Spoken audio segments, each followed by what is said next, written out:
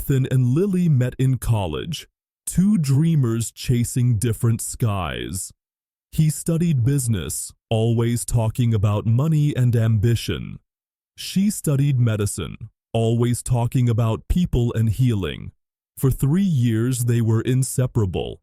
She brought calm to his storms. He made her laugh through hers.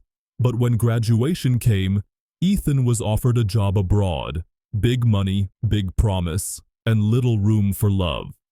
He told her it was just for a few years. She smiled and said she'd wait. But a few months later, she got the call that broke her heart. He wasn't coming back. He'd met someone else. She didn't cry when she hung up the phone. She just walked outside, into the night, whispering, "Then I'll never look back."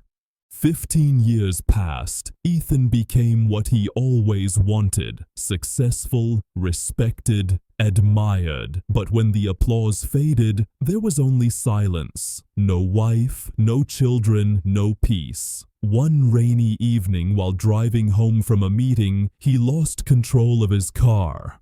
The world went black. When he opened his eyes, all he saw was white. White lights, white walls, white sheets. A voice spoke softly beside him. "You're safe now, Mr. Reed. You're in the hospital." He turned his head slowly. A woman stood there, hair tied back, wearing a white coat, her face calm, her eyes deep. It took him a few seconds to see what his mind refused to believe. "Lily?" he whispered. She didn't answer at first, just looked at him. The same eyes that once waited for him at a train station that day he never came.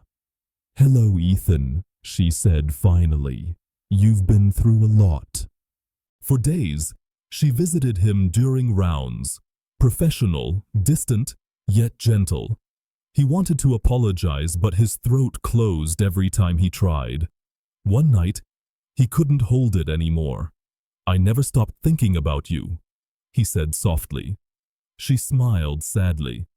"I stopped thinking about you when I learned to forgive you." He lowered his eyes. "You're a doctor now." "Yes," she said. "You were part of the reason. I wanted to fix things that people break, even hearts." They sat in silence. Between them, the steady beeping of his heart monitor filled the room. The sound of life, of time, of what was lost and what might still be found. Weeks later, Ethan recovered. On the day of his discharge, he found a letter on his bedside table, written in familiar handwriting. "Ethan, sometimes life brings us back to the places where we broke, not to hurt us again, but to show us that we've healed. Take care of your heart this time. L." He left the hospital that evening and stood outside in the rain. For the first time in years, he didn't rush. He just stood there, letting the rain wash over him, feeling something inside him soften. He looked up at the glowing hospital window and smiled.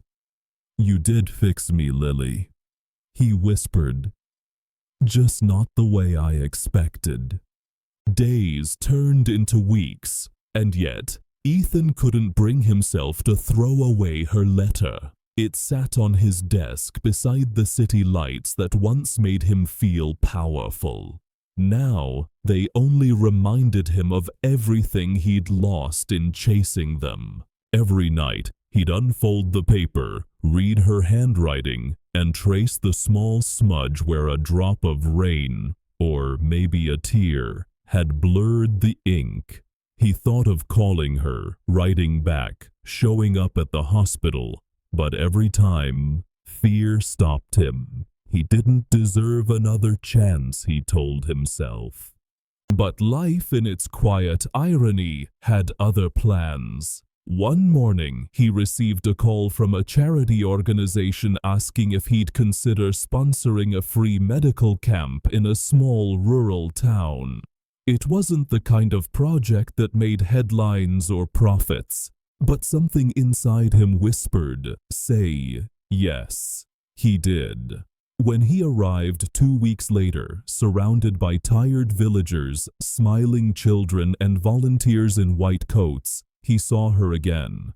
Not as a doctor behind a hospital wall this time, but as a woman kneeling beside a child, wrapping a bandage with the same gentle hands that once held his dreams. She looked up, surprised, but composed. "Ethan," she said quietly.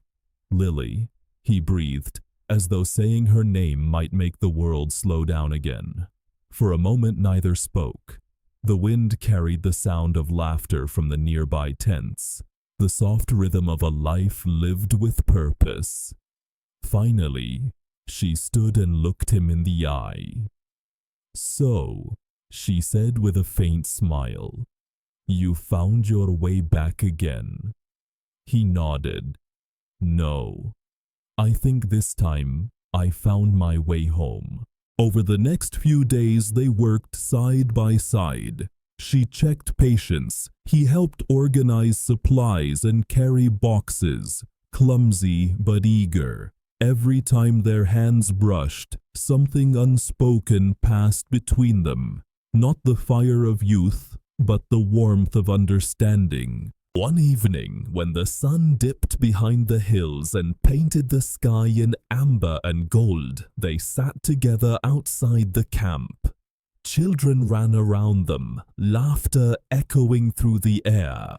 Ethan looked at her and said softly, "I used to think success was about having everything, but it's really about having someone to share nothing with." Lily smiled, a quiet, knowing smile. "And I used to think healing meant fixing people. Now I know. Sometimes it means letting them learn how to feel again." The silence between them was no longer heavy. It was peaceful. For the first time in years, they both felt whole, not because of what they were to each other, but because of what they'd finally become on their own. On the last day of the camp, as the trucks packed up and the sky filled with dust, Ethan stood beside her car. He wanted to say something, anything, but she spoke first. "Ethan," she said gently, "some things aren't meant to start again. They're meant to end beautifully." He nodded slowly. "And if beauty looks like this moment, I'll take it." She reached into her coat pocket and handed him something small, a stethoscope charm on a thin silver chain. "For your heart," she said, "in case it forgets who helped it beat again." He smiled, the kind of smile that comes when pain finally makes sense. And as she drove away, he didn't chase her this time. He watched her go, standing beneath the same sky they once dreamed under, and whispered, "Goodbye, Lily. And thank you for teaching me what love really means, even when it's too late." A year passed, seasons changed, cities grew, and yet the memory of that camp remained with Ethan like a soft echo. His business no longer ruled his life. The boardrooms, the constant travel, the empty hotels, they all seemed smaller now. Instead, he spent his time in quiet towns, helping hospitals, funding clinics, and listening to stories that money could never buy. One afternoon, while reviewing reports at his office, his assistant knocked on the door. "Sir, someone dropped this off for you," she said, handing him an envelope. No name, no return address. Only a small drawing on the back, a single raindrop. He opened it carefully. Inside was a short note written in familiar handwriting. "You once said success was about having everything. Now you've learned it's about giving. I'm proud of you. L." He leaned back in his chair, closed his eyes, and smiled. The rain had started outside, gentle, rhythmic, like a heartbeat against glass. He stood up, walked to the window, and let the sound take him back to that night outside the hospital, the night he learned what healing really meant.